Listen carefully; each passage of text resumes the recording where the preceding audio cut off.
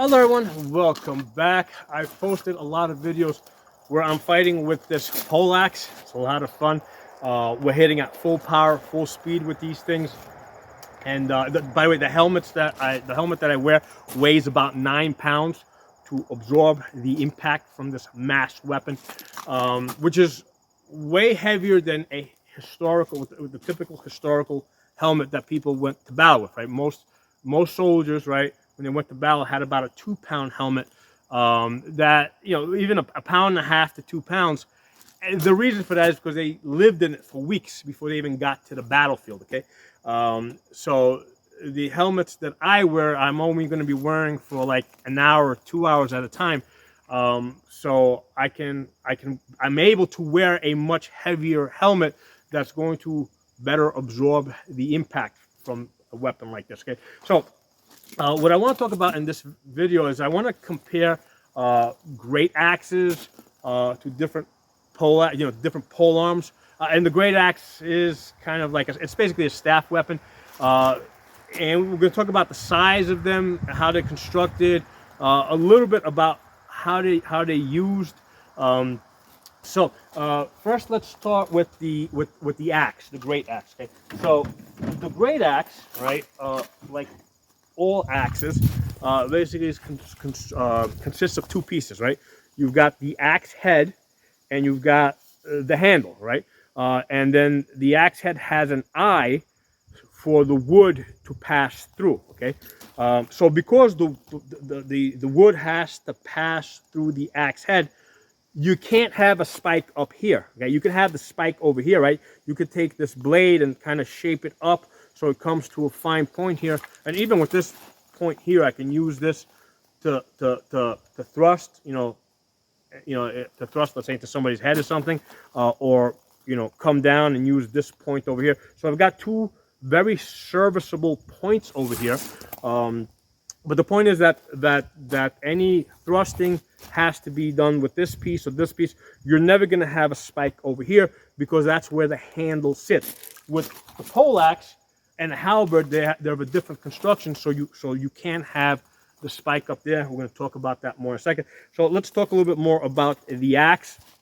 So the axe, usually the handle is attached in one of two ways. On this one over here, it is attached from the top down, right? So the axe head is placed on the wood over here, and then there's a wedge in there that basically expands the wood and holds this into place.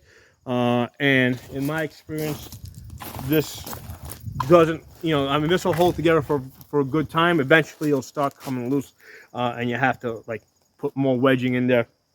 But this is one way that an axe head is attached to a handle, and the other way is the way that you see on this one, where it's basically slid from the bottom up. So the wood is thicker up, is wider up here than down here. So this slides up, and then what you do is basically you just hammer it here, and then that bites into the wood the way you see it there, and then it holds it in place. Now there's other things that you can do, is you can put like sticky stuff on the inside to help it stay there, but that's generally how your axe heads are attached. So a great axe is basically an oversized version of this, right? So you can have something like, well, this wouldn't, now remember, an axe, a great axe wouldn't have a top spike over here. It would have a blade about this wide, okay, and it would come, a lot of times it could be anywhere from here to up here. And if we look on a Bayeux tapestry, we see a lot of times people like leaning on their axes. So chest height is a pretty average height for a great axe, also known as a Dane axe. But it never had the top spike because that's where the wood has to go. Okay, so you can't have a spike over here. This is your spike. That can be your spike over there. So that's your great axe. Now the great axes, they typically had a larger, heavier head. Now it's still very light. If you look at a modern axe, right? This is meant for chopping wood. This is very thick and heavy. Okay, so you want a battle axe is actually much thinner here in the profile. In fact, if I've looked at a couple of museum pieces, and with the museum pieces, we can see that the axe has basically completely rusted out in the center over here, okay? Because this is the thinnest part of the axe, the body here. So the way the blacksmith crafted the battle axes, right? He made it as thin as possible. He made the blade a little bit thicker, right? And just so that it would hold the edge better and it wouldn't chip. But the body over here was as thin as he could possibly make it, and it would basically still hold its structure, okay? And that's why when we look at a lot of these museum pieces of battle axes, they're rusted out in the center over here, because that's like the thinnest part. This axe would never, like if you left this on in the dirt for like whatever 1,000 years, it would never rust a hole through here. The rust, this is the thinnest part over here, so it would start rusting from here, would start degrading from the edge in.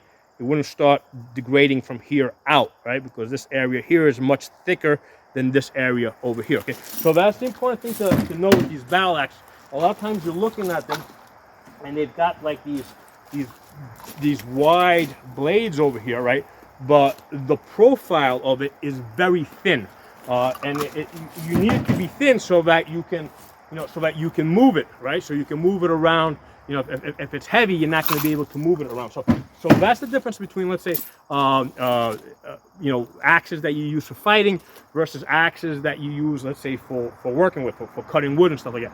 The woodworking axe is actually a much thicker, heavier blade versus the fighting axe, which is a much thinner blade because it needs to be able to move. It might have a wider blade area, right, so that it can hit more things, but the blade itself is thin, okay?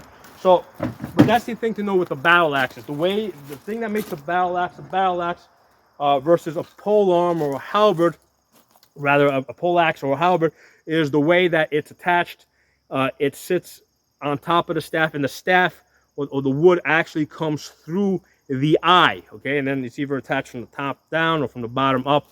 And somehow the wood the wood expands so that it will hold it in place, okay? Now the poleaxe is a completely different design, because what they do is basically they take the staff, right, and what they do is the hammer or the axe sits on top of it, right? It just sits on top of it. So this is a representation, right, of the staff, right? This would be the wood, right? So I'm just using this so you guys can see it better. All right, and then this would be the top spike, right? So the spike that you see over here has this shape like this, right? So you've got your top spike over here, okay? And then you've got the langet. Connected to the top spike is you have these langets that come down, and these actually get riveted to the wood, okay? So obviously this is oversized. You can see it better, plus it's the only thing, something I happen to have laying around that's a good representation of what the top spike and the langets look like. So if this were my staff here, right? So this would be, let's say, the hammer, or this would be, let's say, would be the hammer or the axe head, right? So that just sits on top of it like that, okay? And then what you do is you take your top spike with your langets, and that basically comes down, and then you run the rivets through the staff, and that's what holds it in place, right? So that's basically what this is, okay? The spike comes down, and then the langets, which come down the side, rivet into the wood, and that's what holds all this together. So the poleaxe is a two-piece design. Okay. Now, I say poleaxe in different wherever they spoke a different language in Europe, they had a different name for this thing. Okay. So it's an important thing to know. So don't get so caught up in the name of these things. What I think is more important is the design of it. How is it put together? I think that's a better way to categorize these weapons. Okay. So with the poleaxe, you got the spike with the langets. It come down and it locks the hammer in place. Now, it is possible that these two pieces might be fitted together first, right? So they might actually be a cutout in the axe, so that when these two pieces go together, they kind of lock in place, you know. But it's still two pieces on top of some type of a staff or a pole. Okay, so that's your poleaxe. Okay? So now let's talk about the halberd design. So halberd, glaive, they kind of have the same design. Okay, so with the halberd, okay, so instead of the head being a two-piece design, it is a one-piece design, right? So if you look at this thing over here, whatever this thing is called, this ice-breaking pick, which is a very serviceable weapon. Okay, and that's actually not a coincidence, because these weapon designs were originally copied from, you know, like from work tools, and I said, wait, something like this would make a great weapon. Let's put an edge on it and add a, form a spike, form a spike into this, and that would make a great weapon. But the main thing here is that in this design, this is a single piece design that sits on the pole, and then a rivet is run through it to hold it in place. You can actually see it better on here, right? So again, this is a one-piece design, which is rolled over, right, to make a tube, so it can sit on top of the staff over here, and then the rivets are passed through it. All right, you can see the rivets more clearly there, right? So, and you can see it's a one-piece design. So that's your basic glaive and halberd design. Now the glaive essentially looks to us like a sword on a stick. Okay, that's what the glaive is. Whereas the halberd is going to look like more like an axe on a stick. Okay, and of course, but it's a one-piece design. And usually with the halberd, they had some type of a top spike that's part of this one piece. They're both capable of chopping. They're both capable of thrusting. The halberd, which has a more pronounced axe, is going to be better at chopping. The glaive, which is more, comes to more of, it's basically a little bit thinner, right? The blade isn't as wide, so it's very capable of chopping, but it's going to be better at thrusting, simply because there's less weight up here. It's going to move around a lot easier, so it's a better thruster. But they're both capable of thrusting. They're both capable of chopping. I believe glaives were more popular in the French areas, right? In areas that we call now France. And the halberds were more popular in the Germanic areas. In Italy, I think they favored more of the glaive type of design. I think they called it something else. They called it partisan or something. But the point is that it's the same design. It's just a question of how the blacksmith shapes this, right? Does he want more of a thruster? Does he want more of a choppy thing? And very often they would put like hooks. When they would craft this, they would form hooks into it so that you could hook with it. Now, like I said, these are normally a one-piece design that's on top of the staff. I have seen a couple of historical designs where like they add a hook as a second piece. Okay, that's more rare. Okay, usually the hook is part of the main, part of the main piece. But I have seen a few examples where the hook or other, are either added up here or connected to the staff, but that's a little bit more of a rarity. So to me, that's like the main difference to look for, right? In categorizing these type of weapons. Your axes, great axes, Dane axes, same thing. They're going to be, there's going to be an eye over here that the staff passes through. Okay, whereas with your poleaxe, it's the two-piece design where the spike basically has the langets and it comes down and it holds the axe or the hammer, because this could also be a hammer, in place, versus the halberd design, which is a one-piece design where basically the metal is basically rolled over, right, the way this is, right, so that it will fit on top of the staff. So that's what I look for. A lot of times people like to categorize these weapons as far as their length, right?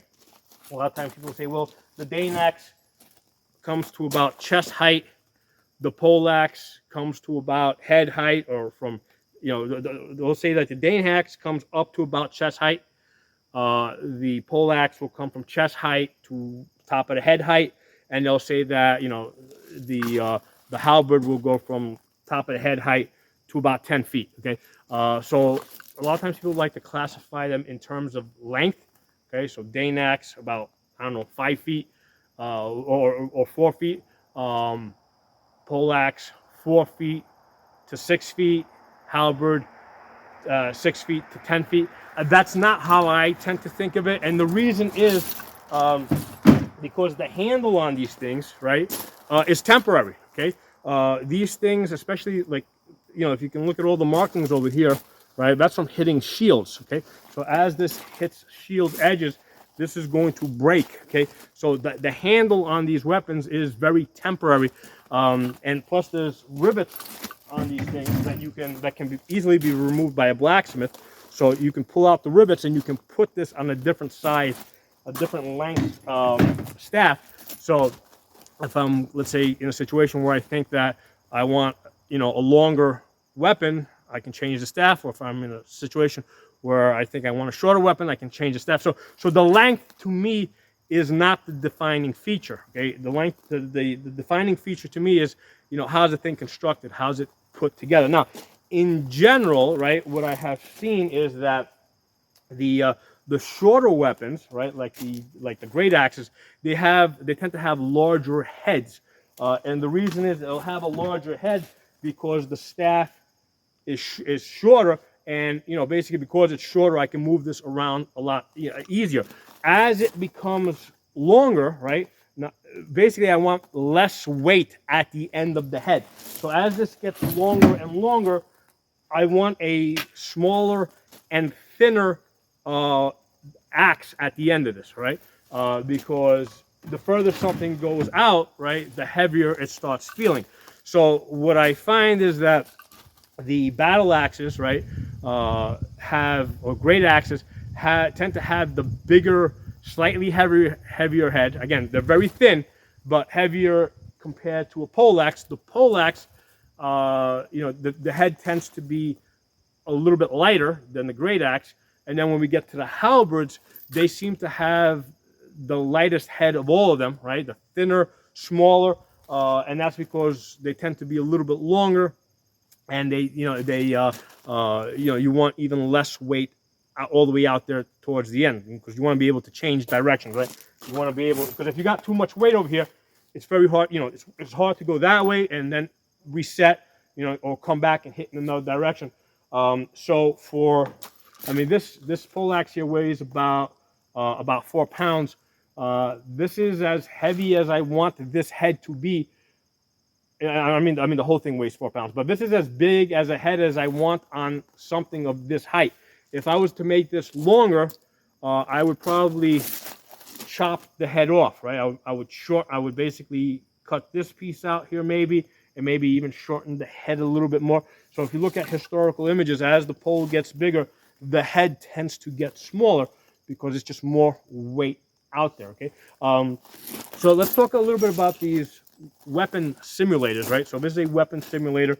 The way this is constructed, so I've got the rattan over here, the wood, right? And the head itself is basically made out of rubber, right? So this is heavy rubber. If you guys know, if you guys go to like one of the like Tractor Supply and you look at the heavy mats, I mean, those things weigh like about 100 pounds each. So rubber is heavy, okay? And it's pretty dense, right? So if you squeeze it, there's no compression on this, okay?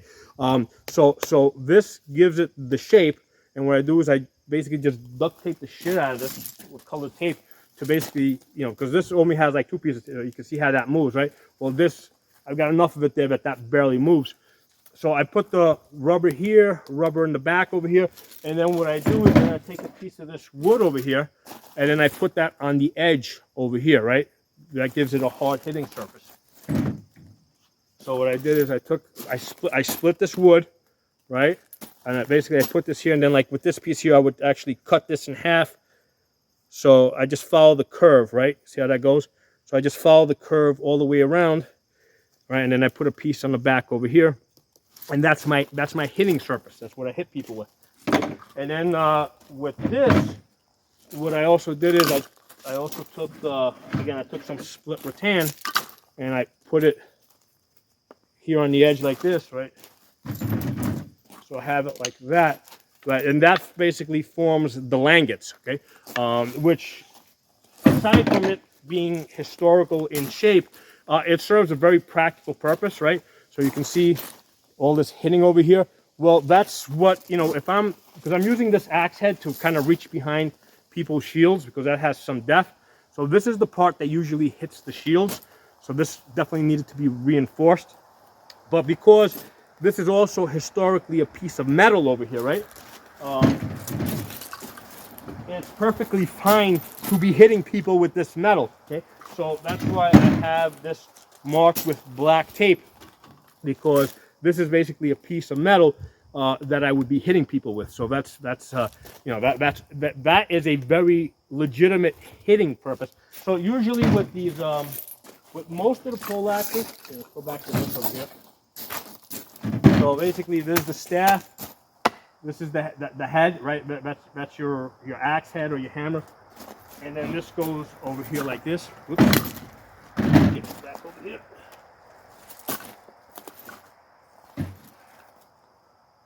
Okay, so this would historically tie everything together. So the way this works is the langets, right? Even if you only have them on the side, they basically come all the way to the front of the wood. So even if you don't have langets in the front and in the back, most of these langets here on the side are what's going to make contact, okay? So that protects the wood and you're still hitting with the metal. Now, in a lot of these poleaxes, they also added langets to the front and to the back, but that's kind of like an afterpiece. That's not part of the construction. That's added as just to protect the wood a little bit more and maybe provide a little bit harder of a hitting area. But the langets are integral to the design of the poleaxe. Okay, they're integral to the design. Just like with the halberds, right? This metal area over here, that's integral to the design of this. It's not like an afterthought where it's like, let's say like an axe. So this is like a normal axe. So if I wanted to protect this wood over here, maybe I would put, let's say, a little piece of metal here to protect it. But that's like an afterthought. That's not integral to the design of the axe. Okay, so that's kind of part of the difference, let's say, between your standard axe and your poleaxes and your halberd. Now, as far as this, let me get some of this stuff out of the way. Now, as far as this weapon simulator that I have here, is this a poleaxe or is it a halberd? Well, the truth is it could be either, right? Because this is a representation. So in shape, the poleaxe and the halberd could have the same shape, right? So with the halberd, it would just mean that everything is just one piece of metal that's wrapped around onto the staff, right? And then a rivet goes through it, okay? Versus the I'm sorry, with the poleaxe it would be, no, with the halberd it's a single piece of metal, so all this would be crafted as one piece of metal that wraps around, rivet goes through it. Versus if this is a poleaxe, it could be the same exact shape, except now the hammer and then the top spike are two separate pieces. But the shape, like I could have either a poleaxe or a halberd that have the same shape, okay? And I've actually, now a lot of the poleaxes, we see that the front and the back are symmetrical, okay? And there's a benefit to that. If you have the front and back balanced, right, they have same weight in the front, same weight in the back, what happens is if you hold it, right, it stays balanced. With this, if I release, you see how it falls down? Okay. So it was very popular for poleaxes and halberds to be balanced front and back. But there's also historical examples where one side protrudes a lot more from the other. Now, a lot of times that might just be because you have a hammer in the back that's just more compact. But I've seen other designs where you got a big axe on the front and then you got like a tiny little spike in the back. And that would clearly be representative of this design, which is blade heavy, right? And where if you let this go, it's going to roll over like that. The reason why I want this design is because it gives me more depth, and I can further reach behind people's shields with this. And also, even if I'm blocking another axe, right? So if I have somebody here and they block the axe here, it's still possible for them to block here, and I can hit them. So again, that's one of the benefits of that axe head. It gives me reach beyond just where the staff is. So I wanted maximum reach. So that's why I elected to, to have a larger axe head and a smaller back spike over here, or actually in this case, it's a hammer. Okay. Now, as far as fighting with this, and I'll probably do a completely separate video in the future. The basic idea with fighting with any two-handed weapon, okay, is that any attack has to be defensive. Okay, which is the same as if you have a two-handed sword. Basically, the sword is also your shield. Well, in this case, the poleaxe is also my shield. So what I cannot do is basically strike at your legs, leaving my head open. Okay, so I have to strike in such a way where my staff is protecting my body from your weapon as I strike. Okay. So that's the general idea. All your attacks have to be defensive in nature. There's ways I get around it, like let's say stepping to the side, so I'm still able to block and strike at the same time. So that's the basic thing with all two-handed weapons. Your attacks have to be defensive in nature. You cannot, just attack somebody's legs, leaving your head open. Okay, so that's the main thing to understand when fighting with two-handed weapons. And everything basically revolves around that. So I hope you guys enjoyed this video. I thought I would give you guys just some deeper insight into the pole fighting that I've been doing and with this particular weapon over here. It's a lot of fun. A lot of times, if you guys look in the videos, remember we're wearing like 9-pound helmets. You'll see me hit somebody on the helmet, and you see their whole freaking head just like move. There's videos where I actually knock people off balance with this. Videos where people knock me off balance with their polearm. So these things deliver a lot of mass. Now, as far as practicing, because a lot of times I see people try to practice with polearms where they don't have any armor on, and they're just basically just hitting very lightly. That might work with swords, right, or like rapiers, basically. But this is a mass weapon, okay? In order for this to be truly effective, I need to be hitting hard with this, because a lot of my technique involves hitting this hard enough to basically throw it, move it out of the way, and basically blow through the guard in order to hit. So as you hold this over here, right, these two things that are of similar length, okay? So basically I have a lot more strength, so I have a lot more leverage closer to my hands, okay? So if somebody's holding this like this, if I can catch them on their tip with further down on my staff, I have a lot more leverage on them. So even if they, let's say, happen to be strong with them, if these two weapons bind like this, right, where I'm catching them on the tip but further down on my staff, I'm going to have a lot more leverage to move them. Okay, so that's also a big component of fighting with these weapons. Where do you catch people on this? So basically the tip is faster, but this part down here is stronger. Okay, so I want to try and once I block somebody, I want to try to, if we get into a bind, I want to try and shift their staff, their weapon, the tip of their weapon further down on my shaft, so I can have more leverage on them. Okay, so that's a big component. So the point I'm trying to bring out here is that with these type of weapons, because they hit hard, you really can't practice unless, you can't really learn to use these and understand these unless you're in armor, right? You got to get in armor so that you have the ability to hit hard, okay? And then you can fully, and do some wrestling and grappling and that kind of stuff. And that's when you can really start to understand how these weapons work. Because if I'm in a situation where I have to hit somebody light, well, now I'm not able to really blow through their polearm and knock it out of the way, okay? So I need them to be in armor. I need to be in armor so I can swing this thing the way it's meant to be swung. Okay? So I hope you guys enjoyed the video. If you got any questions, put them in the comments below, and I'll talk to you all soon.